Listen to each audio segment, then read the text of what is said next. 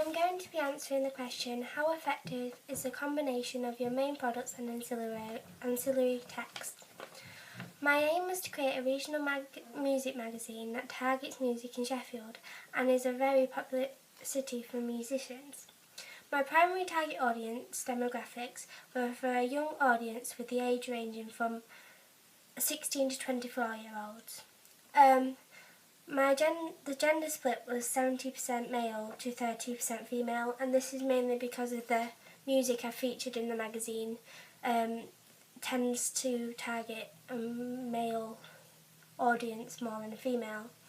I haven't focused on specific ethnicities, however Sheffield caters to many nationalities, so it would target a range of nationalities as well. With the style of my magazine and the cost, I have targeted socio-economic groups of Class E to C, which covers students, casual workers and skilled manual workers. My geo-demographics obviously are Sheffield, but it would be good for anyone visiting Sheffield that would perhaps want to know what's going on.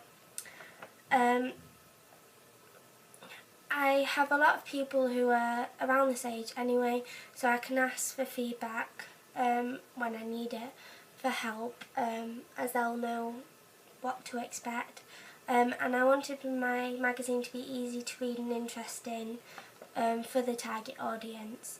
To do this, I used eye-catching familiar styles, used existing magazines as my guide, as I know they're successful, so mainly I used Kerrang magazine because that's the music I wanted to feature as well, and just made it more Sheffield related, but I used the same kind of colours and fonts that they use. I chose to do a website and a billboard to promote my product. Websites are easy, lots of young people use them every single day. If I saw a link to the website promoting a magazine, then I'll probably click on it, even if I didn't know what that magazine was about at first. I would just my interest into seeing it. I think a billboard would successfully promote my magazine because they're good for people who travel, which I would say my target audience would travel a lot, take buses and stuff, and you see billboards while you're on the bus in major cities like Sheffield as well, they're around. So if you see a website and a billboard, to think, oh, I'm going to just look at this link and see what it's all about. My products use cross-media promotion. When I have started my magazine, I featured a band in my magazine, and that was then advertised all over the front cover of my magazine and also on the website. I have done a link on the website with part of my interview from the magazine, and then a subscribe here button, so then it's like relating it back to the magazine, so my target audience can then go, oh, I want to read more of that, and go buy the magazine. I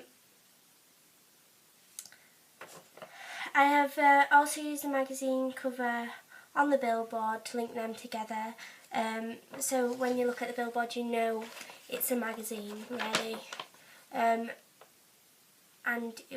when you see that in the shop you'll think back to the billboard. Also, the house style is clear across my products.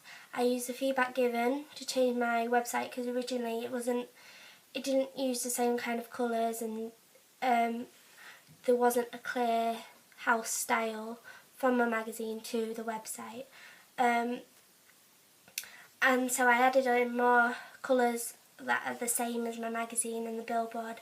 I've used the same fonts throughout my magazine and billboard, and I have also used my logo of Steel City plastered all over my products as my brand identity.